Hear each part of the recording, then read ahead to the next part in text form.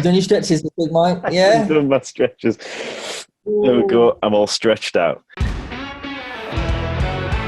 Tipping Liverpool to stay up this year. Thanks for explaining how the Premier League works then. Enjoy that now. No. Hello and welcome to the latest episode of the Football Times podcast with myself, RadioTimes.com. What am I? Sport editor. Radio Times, we're leaving that in. RadioTimes.com sport editor Michael Potts, and I'm joined in the virtual studio once again by the man, the myth, the Jake Wilson. How are you doing, sir? Hello, nice to be here. That was a good intro, a little bit of spice. Nice. A little bit punchy. You are BBC Match of the Day magazine's finest. Sorry, Stubbs, but just getting really punchy. Actually, yeah, we probably should leave that one alone. Oh, I'm clipping that. That's going on my CV. That is. Thank you. Oh, we love you, really, Stubbs. It's fine. It's all good. Come back soon, please. As ever, we'll be previewing some of the biggest games coming up in the Premier League on TV this weekend, with a full raft of games to enjoy across various channels. We're also going to be looking at our Fantasy Premier League woes, our Fantasy Premier League victories, whatever you want to call it. I've had a pretty good week, actually, this time around. And then we're going to be looking at some Champions League players who may have caught our eye over the last few weeks. January is approaching, that's terrifying. But January is approaching, and a few Champions League stars are catching the attention of Premier League teams. We'll be looking at them.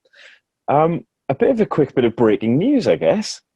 My good man, Mr. Wilson, has spotted that Premier League pay-per-view is soon to be no more, potentially. We're waiting on a final confirmation, but it seems like a bit of good news there, that all of the games will be, the sort of excess games, will be shown on Sky, BT, possibly a bit of Amazon, possibly a bit of BBC, as opposed to paying £14.95 for a pop. So, bit of good news to start your lockdown adventure. Diving straight into this weekend's games, we have a big one. It's Everton versus Manchester United. It's a 12:30 kickoff on BT Sport this Saturday.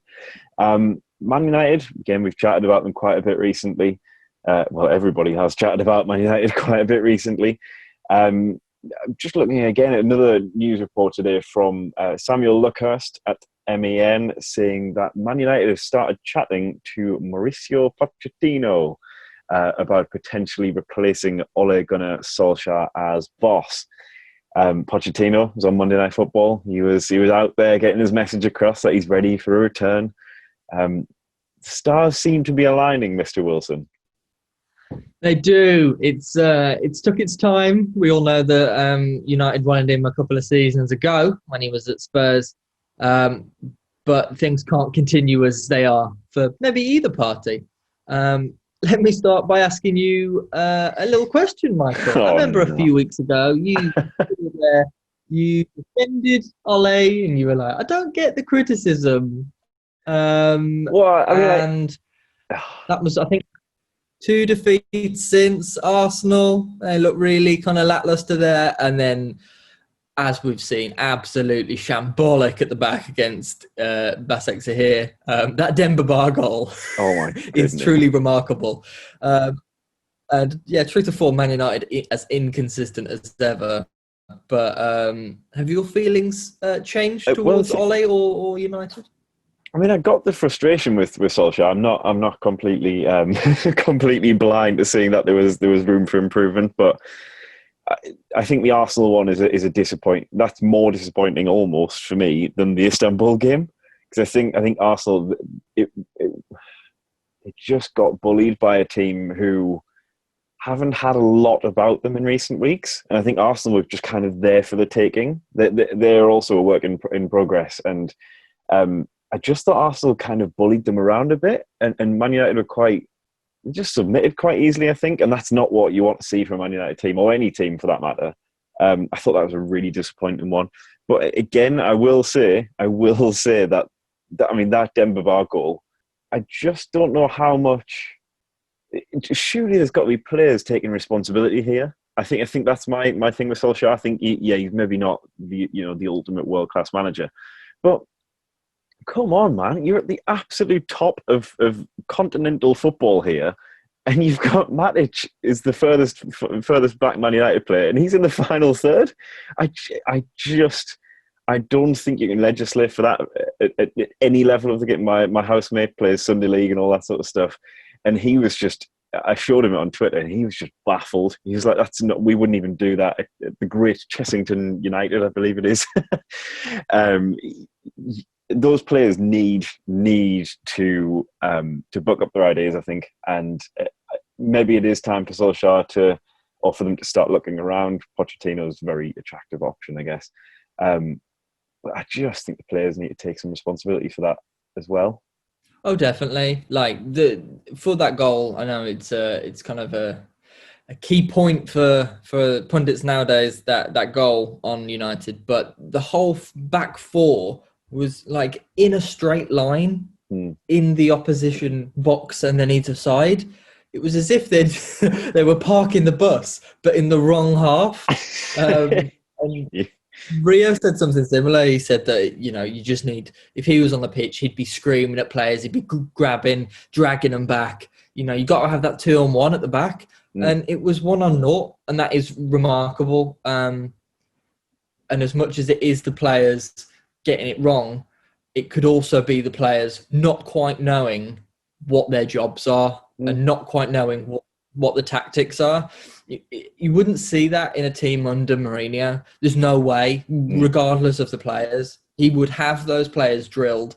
And I know it always goes sour, but the top managers would never have a situation under their leadership that they would have that, or there would be unbelievable consequences.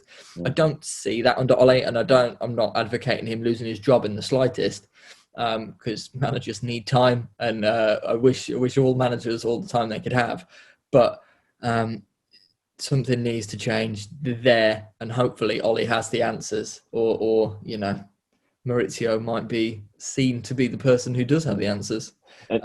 By some people higher up. Yeah. And what do you think about Pochettino? I know obviously Pochettino, it seems like the obvious choice. I feel like he's kind of been, from the moment Solskjaer walked in and got the job, Pochettino's kind of, he's always sort of been floating on the surface of would he move? Would he do that? Do you think he would be the right man if United actually do end up making the change? Well, the two that are always mentioned, aren't they, are Poch and Massimo Allegri. But Poch knows the league. He's done it. He did really well at Spurs, and I can't see him being anything other than a total success there. He didn't win a trophy, but that wasn't for lack of trying or putting themselves in the situations. The Champions League final just went against him. It seemed like they were running on fumes by that point, Kane being injured. And it would be interesting to see Poch go to a club with more funds, with a bigger reach, if not as much as maybe in the past. But if Ole is not seen as the man, which unfortunately may be the case, I'd love to see Poch there. Because there isn't loads of other clubs that immediately scream out as Poch clubs. Played at Espanyol for some time, and he's got big links there, so you can't really see him at Barcelona. Real Madrid could be an option, whereas like a manager like Ancelotti obviously managed a lot of clubs in his career. He seems like more adaptable to different styles of play, two different speeds of leagues, in a way that Poch maybe isn't. A better atmosphere there and a bit more accountability, but hopefully for Ollie's sake he can do that before the need for Poch. Absolutely. So I think Pochettino, if Solskjaer does go, I think he is the man. You've almost got to go for him. You've just got to go for him, I think. But I do wonder whether. So I have question marks over Poch a little bit, because he's done so well at Espanyol and Southampton and Spurs. And I know the obvious, like the stick that he's been beaten with unfairly, like a lot of times, is just that he hasn't won anything. And I think that has to be a concern. I think there is there's something about Mourinho going to Spurs where it's like, yeah, he may not be the squad builder, he may not be the long-term solution, but he's going to win things with them. And I do have that little question mark over Pochettino. But you need a club. I mean, if you look at the clubs he's taken, they're not trophy-winning clubs. It's a bit like Sarri. He was at not trophy-winning clubs. So obviously he was, not going to win a trophy. I do look at the likes of Allegri and the likes of Ancelotti. Is, for me, if Ancelotti wasn't at Everton and sort of has a project, I think Ancelotti's the guy you would go for if you're United. I think the older head. United is a very young squad. Even the likes of Fernandes, who is kind of seen as, I think we forget actually that Fernandes is a lot younger, or he's still quite a young player. And he is seen as this sort of leader almost in the team, creatively in that sense. And I just wonder whether they need an old head to sort of steer the ship a little bit, and not to bring in like an old-fashioned way, but just sort of, I don't know, a bit of somebody a bit rugged who's not going to be messed about by these kids. I know that sounds really harsh on Man United players. There, it's not meant to be, but just maybe a firm hand on the tiller, so to speak. But Pochettino, if he goes there, I still think he will. But they've tried a few different things already, hasn't it? I know, like Moy, obviously they tried the Premier League manager, bringing him up, didn't quite work. Van Gaal, like that, that's kind of in the mold that you said, that old head who doesn't tell yeah, it's true. Anyone, he's definitely kind of set in his ways, and he had some success, but that didn't work. Obviously, Mourinho worked and then didn't. Ole, the jury is out. So Poch, an aura manager, someone who's cool and slick. Maybe that is the next step. But yeah, potentially fast becoming a poisoned chalice. The Man United. I didn't want to use the cliche, but there we go. Moving on to Everton. Into Ancelotti's team. No wins in 3 for them. I know one of them was the Liverpool game. And then they've had 2 defeats since, against Southampton and Newcastle. Rodriguez he was sort of playing injured against Southampton. He was out of the Newcastle game. Is he really that key to that team? Do you think it's a simple case of just take Rodriguez out and Everton fall apart, or do you think there's more to it than that? I think definitely he plays a big role. He seems so influential in those first 5 games. But I also want to shout Richarlison being suspended. That changes the way they play as well, because I think he and Calvert-Lewin together looked a very good combination. 2 different sorts of forwards. Their link-up play was good. They were getting assists and goals between them. So I think losing the pair of them has definitely had a detrimental effect going forward. And they've playing Iwobi in place, who, as a very good footballer as he is, does not have the goal involvements that Rodriguez or Richarlison has. Sigurdsson back in the frame, maybe doesn't do the same job as Rodriguez does. These are players that they relied on more last season when things weren't going well. Maybe they don't want to be relying on them every week again this season. It feels like when you put when you sort of tear off some nice new wallpaper and you find the horrible 70s wallpaper underneath. Like it feels a little bit of that with them at the moment. Just where you've got the likes of, I mean, that midfield was just totally revolutionised over the summer, wasn't it? And yet you peel a couple of players out of that, you take Rodriguez out of that, and suddenly you're relying a bit more on Sigurdsson. The likes of Andre Gomez, who had a bit of a poor time against Newcastle. Sort of beyond their starting 11, there's cracks there, and I think like Delph coming back in, he's fine, but is he going to be a top 6, top 4? Starting member of a top 6, top 4 team? I don't think so. So it's very tricky for them. I mean, I'm not concerned. I think their trajectory is still good, and I think it's one of those where a couple of transfer windows, naturally you're going to shift out some of the deadwood and replace with bigger names. But yeah, I guess it may just be a bit of a 2 steps forward, 1 step back sort of a season for Everton this time around. Yeah, it's a funny one, but at least a positive sign in the first name on the team sheet, the literal first name on the team sheet. Pickford was dropped for the last game, but Robin Olsen came in and did really well by the sounds. 30-year-old from Roma. Ancelotti obviously likes him. Pickford, he says, he's going to be back in for the United game, but at least they've got options there.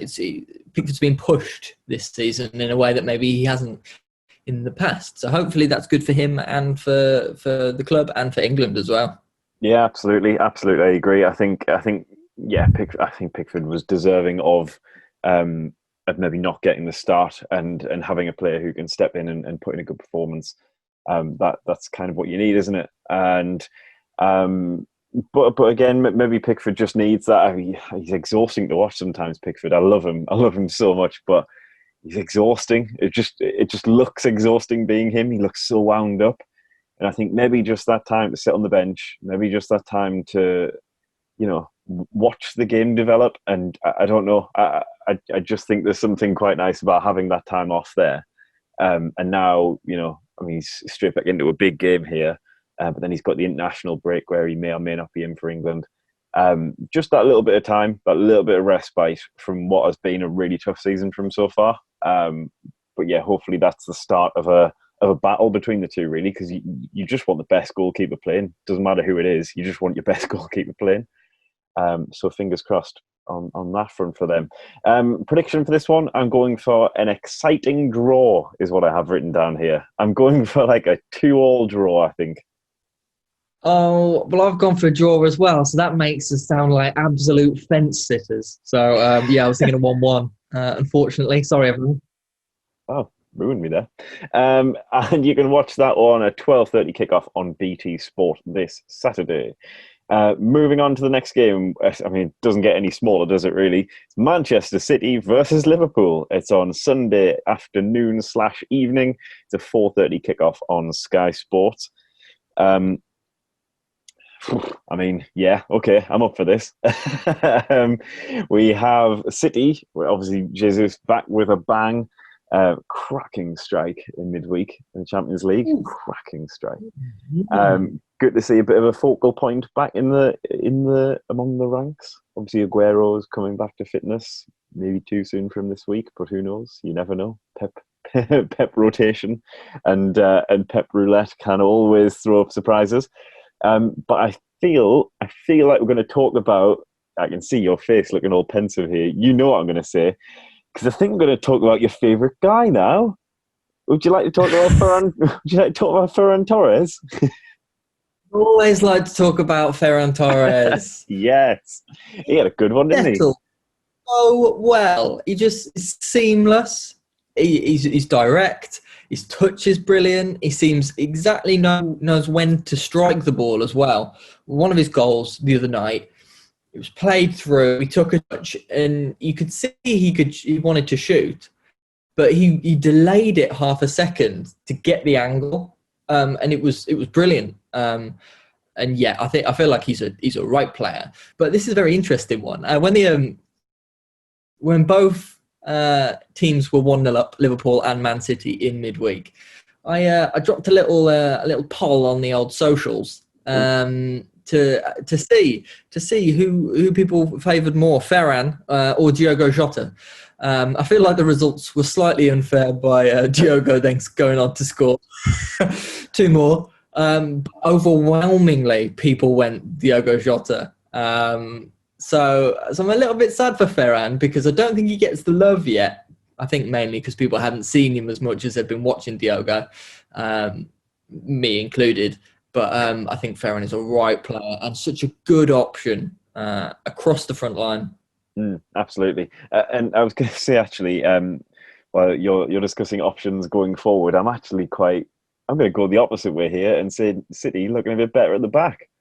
Obviously, they've got Laporte, they've got Ruben Dias, hasn't made any sort of catastrophic errors yet, which is nice to see. John Stones came in and played well the other night, which was good to see. Again, feel like we've forgotten about how good John Stones can actually be when he's sort of settled and, defending. When he's given a task and he sticks to it, I think he can be a very good player. And that, again, is good timing for England over the next year if Stones can sort of claw his way back into contention. Don't want to say anything knee-jerk about Stones, but it's just nice to see him again, maybe rising to that challenge, a bit of competition in there. You've also got João Cancelo. I feel like we always forget about him as well. He was so good at Juventus, and then all of a sudden, you look at Kyle Walker and Zinchenko, and you kind of think, are they really sort of next level players? And then you got Cancelo on the bench, who was sort of a Juventus superstar back in the day, and just seeing him sort of coming into that a bit more, and not just being used as a, fill any gap at the back. Actually coming in and playing well. So I think City have a few options at the back, and I think that's what they need. I think just defence is key from them. They will always score goals, and Torres, if he's getting more chance, he's always going to take that chance when he comes in. But good to see them improving at the back a little bit as well. Definitely, I think that's the strongest they've looked since days. Definitely, Walker is on an absolute tear at the minute. Yeah, he is. Not just scoring against Sheffield United. Like, he looks brilliant defensively as well. Cancelo going forwards is excellent, and a City side that are going to have so much of the ball, they really need players who can get forward, who want to cut inside as well. He wants to be more central at times, Cancelo, which is nice. And then Laporte and Diaz as a back two.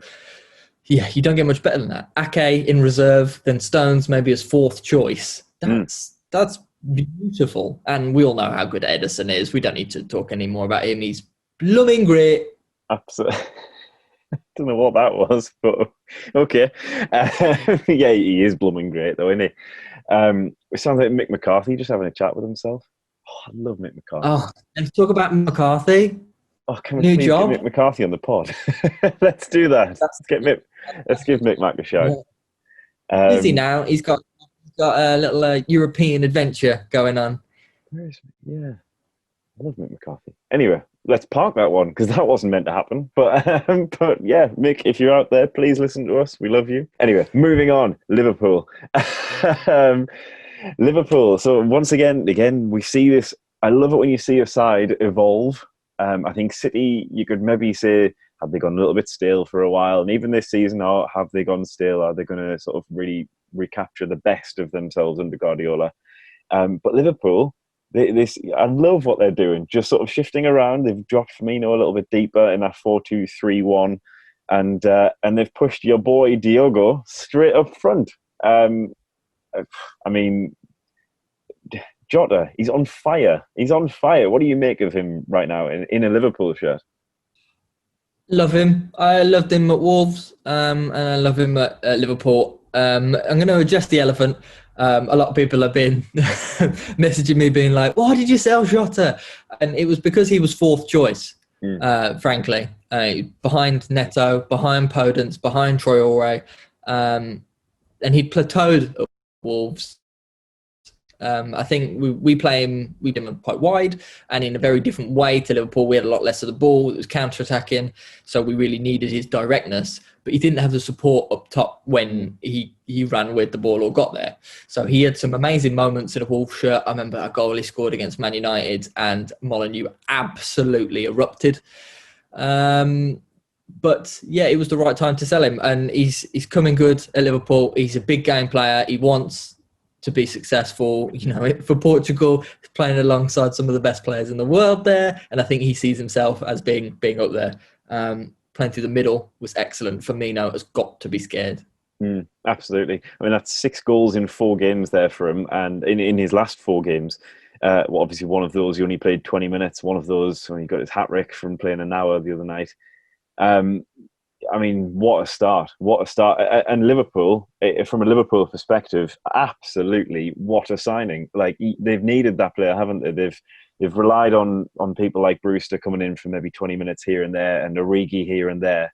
But to actually sign somebody who he very much fits the mould, doesn't he? Sort of like bringing in Robertson, who may not have been the most fancied, and then obviously back in the day when they brought Henderson and plugged him in.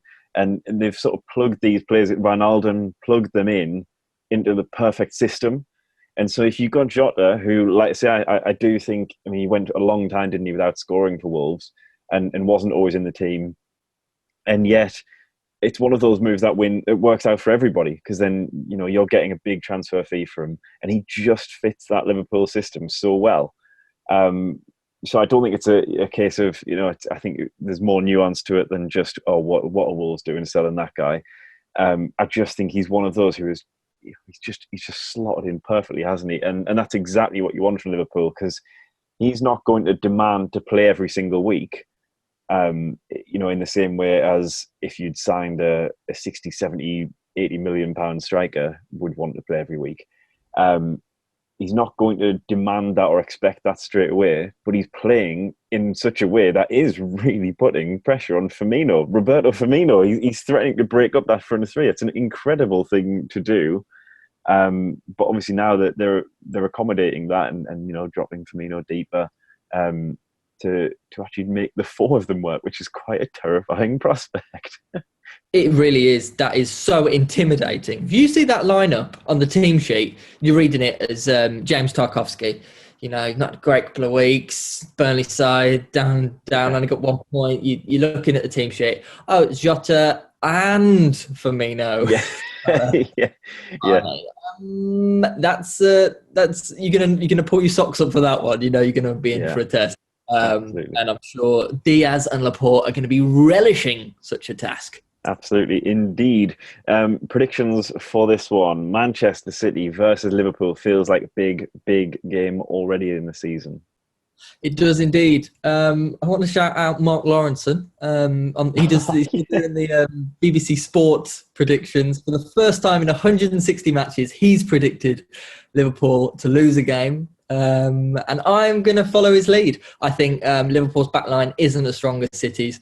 As much as I really like Reece Williams and I was impressed with Nat Phillips, definitely against West Ham.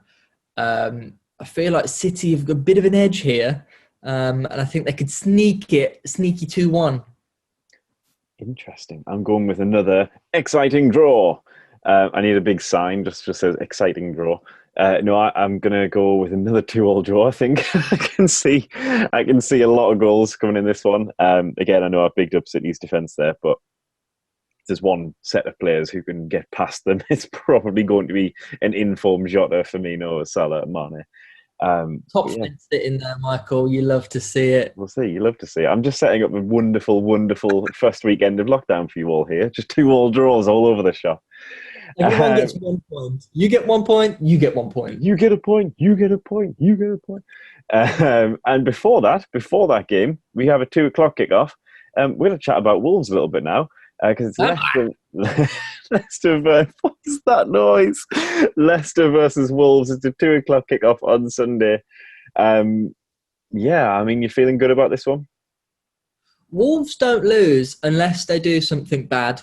And I know that's a very simple sentence, but hear me out. 1-0 against Fulham, 1-0 against Leeds, 1-1 against Newcastle, and 2-0 against Palace. So in the last 4 Prem games, we've dropped 2 points, and that's because Patricio didn't do his wall properly. Jacob Murphy scored a lovely free kick that he could have saved, but the wall was anyway. So we've other than that one tiny mistake in 4 games of Prem action, we haven't conceded from open play.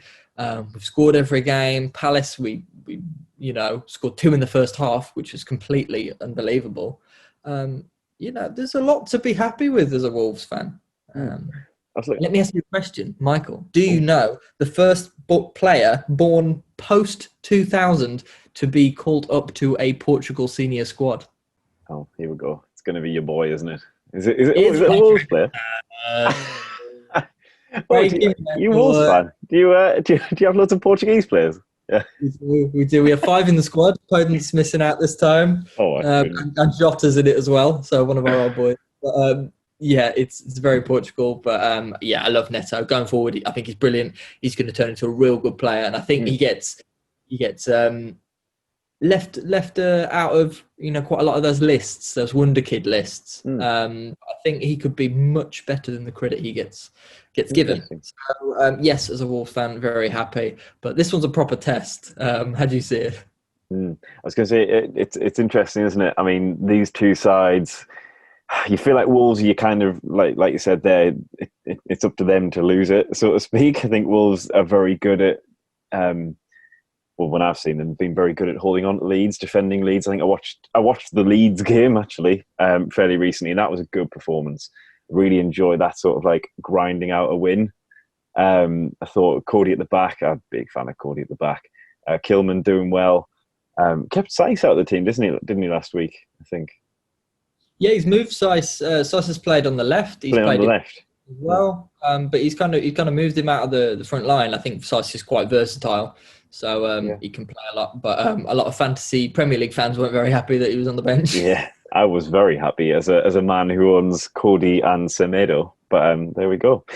Semedo, obviously, I know the fullbacks both picking up as well as I can't pronounce his name. Could you please tell me your left back's name? Like Nori. That's the guy. That's the boy. They both had a very good game against Palace. And I've got one quick question about Wolves before we move on. But Adama Traore seems a little bit muted so far. He seems a little bit he's being used from the bench, isn't he? Like, for a player who was kind of being tipped for a massive move in the summer. Is it similar to the Jota situation? Has he kind of peaked with Wolves, or do you think he's still got a big, important role to play with Wolves?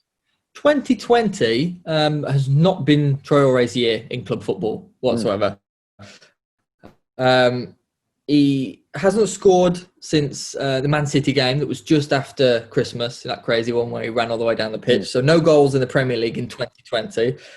0 assists in his last 18 appearances.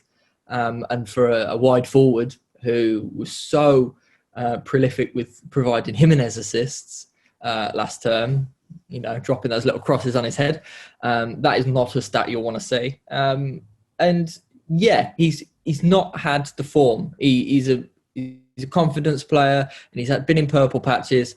But I think he's been shaken recently. He's got a shoulder issue, as you mentioned, and I think that's knocked his confidence to feel super comfortable on the pitch. He might still be wrestling with that. We don't know. But then again, he was called up to the Spain squad, and he was very good off the bench on his debut. And then he started against Ukraine, and even though Spain lost, he was definitely one of their brightest lights. And they love him in Spain. They see him as such a weapon, as such an option, causes so much havoc. But in the Premier League, I think I'm figuring him out a little bit. West Ham was his only start in the last few weeks. And David Moyes put 3 players back on the left. He played Masuaku, he played Creswell, and I think it was for Niles he played there as well to cover Traore and Semedo on that side. And obviously that was a horrendous game for Wolves. They got absolutely destroyed. So I think Traore's in a bit of a hole in it. I think he definitely is third choice as our wide forwards, Neto and Podence. They both look like they're really good in front of goal, ability to score and create assists in a way that Traore hasn't had for some time. So I definitely think Traore's got some work to do. He's got some figuring out ahead of him. But he's going to have to bide his time because, Neto and Podence are the first choice over him. And he might be sitting on the bench for some time, unfortunately. Absolutely. And just a quick word about Leicester. Flying along in the league right now. Do you think you could potentially be seeing another little Jamie Vardy run to the title? Who knows? Maybe it's too early to say. But they've scored 17 and 7 so far this season. So the only team to have scored more is Spurs. And that's basically, well, the only team who have scored more is Harry Kane and Son Heung-min. But yeah, clinical, man, just so clinical. I just love Jamie Vardy so much. Be really interesting to see him up against Cody. I think having 3 at the back and having Vardy sort of running at them, he's going to find a hole. He's going to find a hole there. And Cody, as much as we love Cody, not the quickest. Vardy he's not slowing down, is he? And you just feel like if they slide that one ball through, that one killer pass, obviously King is under a lovely little assist again last week. He's done that a couple of times now. Little cheeky cross through. He's sort of getting up to speed after I know he was criticised for his fitness and things like that. I'm a little bit worried for Wolves this week. I think I like Wolves. I like what's going on with it, and obviously you know more than me. You're very positive, but I mean, my prediction here, I'm going with Leicester to nick this one. I just feel like they're coming together. Yuri Tillman's finding his feet in the middle there, a bit more creativity. James Maddison finding his feet.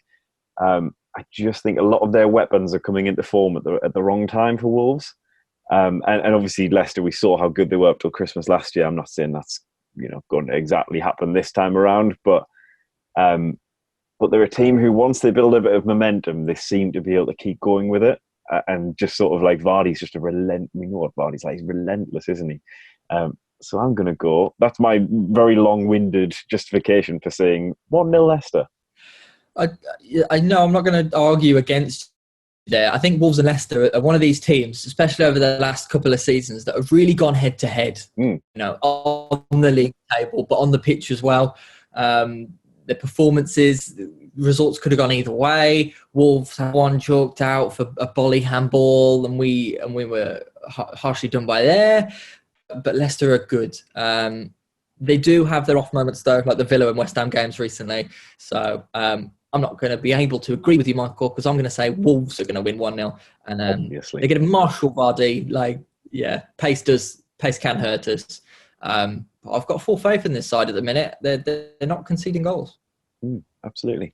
And yes, you can watch that one on Sunday, super Sunday, at 2:00 on Sky Sports before Manchester United, Liverpool at 4:30 on Sky Sports.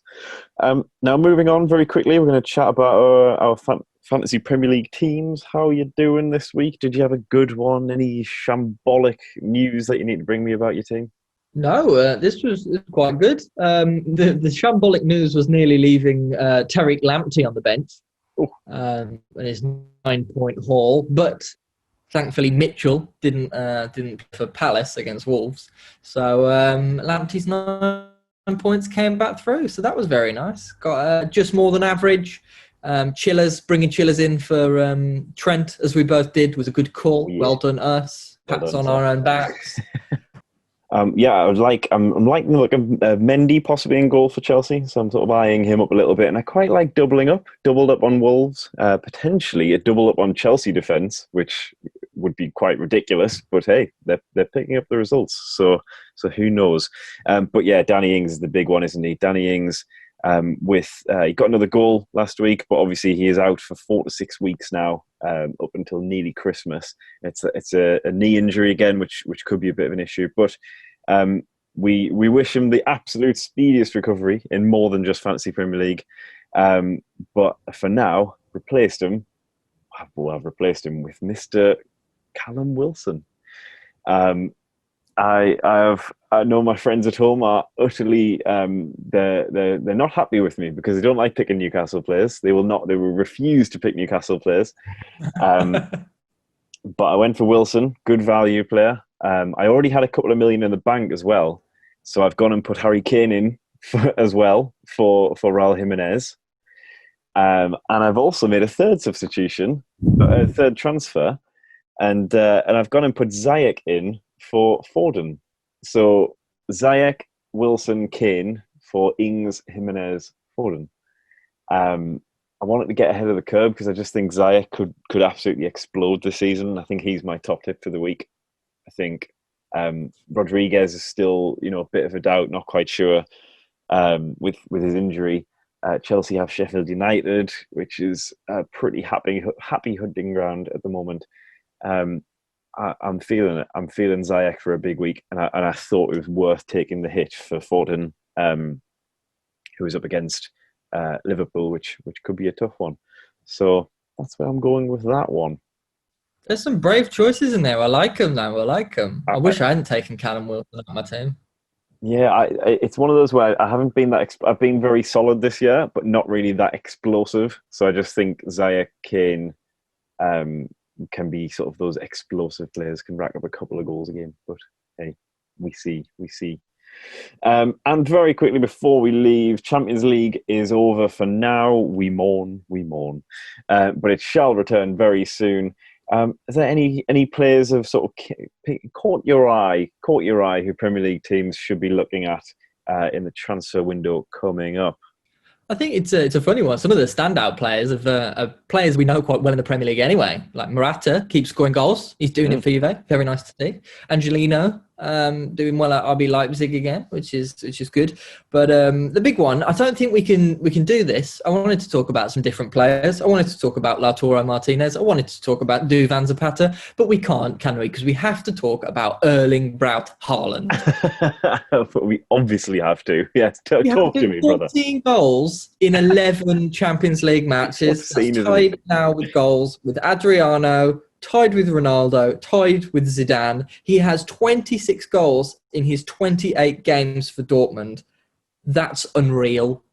It's not bad going, is it? It's not bad going at all. He is. I'm loving that he's actually turned up again and didn't just sort of fizzle out after the initial spell. I love that he's actually here to stay. And I also love players who love a competition. Like they actually, like they don't just show up in their league and sort of, knock about these teams at the bottom of their leagues and stuff, and then everybody gets really excited about them. I love that he's doing this on the biggest stage. Like he's turning up, and it doesn't matter who he's up against. He's just turning them over, and I love players like that who, I mean, how many did you say he has there? 14 goals in his first 11 Champions League matches. I mean, that's just an unbelievable record, and that's one season. Times that over another eight or 9 years. He's on course. It's obviously far too early to say he's on course to set records in it. But I'd just love to see that happen. More than half of those are from Salzburg. So it's not like he's even playing for a Real Madrid where they're putting 8 or 9 past the team anyway. He's doing this for a ridiculous amount of clubs. He scored against Napoli. He scored against Liverpool. He scored against every team he's played against in the Champions League. It's amazing, isn't it? Absolutely amazing. I'm like a ridiculous baller. And if United don't go broke for him and Sancho, just give him the war chest, the whole war chest for them pair. Hand it over. I have two quick shouts before we head off. But one slightly more muted. But I know Upamecano of RB Leipzig had a little bit of a shocker the other night, and he had a little bit of a shocker against Manchester United, who with a team that felt like a bit of an audition, didn't it? Conceding 5 in your audition is not the best way to go about it. I mean, it's one of those where it's kind of like everything's magnified, isn't it, in the Champions League? Every performance, good or bad, is magnified to the nth degree of being good or being bad. But he's one of those players where it just needs to maybe, we need to see more of him at that top level. I mean, I know he's obviously tremendous last year. So, one or two bad performances isn't going to change a great deal. But you just want to see how he bounces back from this. And if he does bounce back, which I'm sure he will, then that probably just ups his price tag to know that he actually is, permanent class rather than just form. And another player who, again, I'm not unearthing any gems here, but Pablo Dybala at Juventus. So he scored again last night, which is fine. But he's sort of been all but cut out by Pirlo this season so far. He barely played. He's had, I think, it's 2 appearances in the league. He wasn't even getting into the team when Ronaldo was out with COVID. I know Morata's obviously starting up front. And every time I've seen him in a big Champions League game, he's been technically superb. And like his free kick taking, he looks clinical. He's just got so much talent. I don't need to tell you how good he can be.